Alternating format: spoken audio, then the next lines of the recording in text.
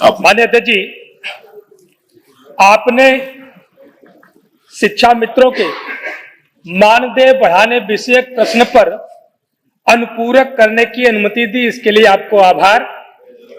महोदय, ज्ञातव्य हो कि बेसिक शिक्षा परिषद के प्राइमरी स्कूलों में कार्यरत शिक्षा मित्रों की कार्यकुशलता, विभागीय योगदान और उनके परिवार के भविष्य, उनके परिवार के रोटी कपड़ा मकान, स्वास्थ्य शिक्षा सुरक्षा को देखते हुए समाजवादी पार्टी की सरकार, माननीय अखिलेश यादव जी की सरकार ने निःशुल्क और अनिवार्य बाल शिक्षा अधिकार अधिनियम में संशोधन करके उनको सहायक अध्यापक बनाने का काम किया, उनको अच्छी सैलरी देने का काम किया, उनके परिवार में खुशहाली लाने का काम किया।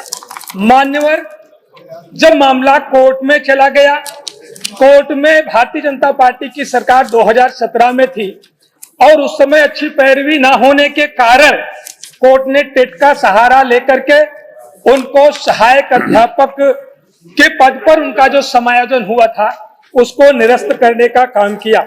महोदय, तब से लगातार जो 10,000 के मानदेय पर शिक्षा मित्र अपना जीवन निर्वाह कर रहे हैं, परिवार की जीविका चला रहे हैं, किस हालात में होंगे, उनके बच्चों का क्या हो रहा होगा, उनके परिवार का क्या हो रहा होगा, सरकार ने उनकी चिंता करने का काम नहीं किया।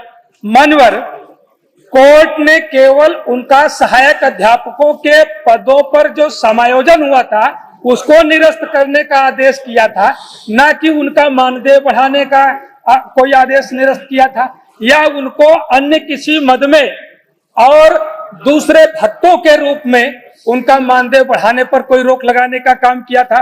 मान्यवर, ये नहीं कहा था कि उनको बंधुआ मजदूर बना करके उनको काम कराया जाए, 10,000 में उनको जीवन निर्वाह करने के लिए मजबूर किया जाए। मान्यवर, इसलिए ये प्रश्न बार बार विधानसभा में आया है। मान्यवर, हम सब लोग देखते हैं, आज भारत सरकार ने भी इस पर एक राजपत्र जारी किया कि देश का जो कुशल मजदूर है, न्यूनतम दैनिक मजदूरी उसकी 1,000 से कम नहीं होगी और वहीं पर शिक्षा मित्र एक दिन का मानदेय उसका 350 रुपया। मान्यवर, कितनी दयनीय स्थिति में है। मेरा प्रश्न था कि क्या माननीय मंत्री जी बताएंगे कि शिक्षा मित्रों का मानदेय बढ़ाने पर विचार करेंगे। सरकार का सीधा सा जवाब आया है, संप्रति विचाराधीन नहीं है।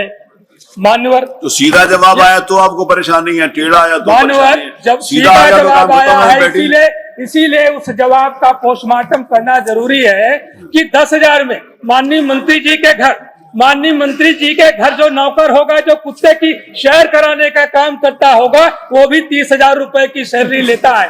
माननीय मंत्री जी के घर जो कील ठोकने के लिए जो मजदूर जाता है वो भी दैनिक दिहाड़ी कम से कम 1,000 रुपए लेने का काम करता है। और वह व्यक्ति जो देश के बच्चों का भविष्य बनाने का काम करता है, जो देश के करधारों का निर्माण करने का काम करता है, सरकार उसको 10,000 रुपए में बदहाल जीवन जीने के लिए मजबूर करती है।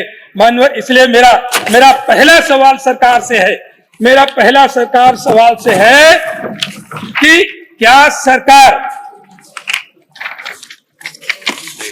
सरकार जो शिक्षा मित्र हैं, आज बढ़ती हुई महंगाई के दृष्टिगत कोर्ट ने कहीं से भी उनका मानदेय बढ़ाने पर रोक नहीं लगाई है, उनको किसी तरह का और भत्ता देने पर रोक नहीं लगाई है।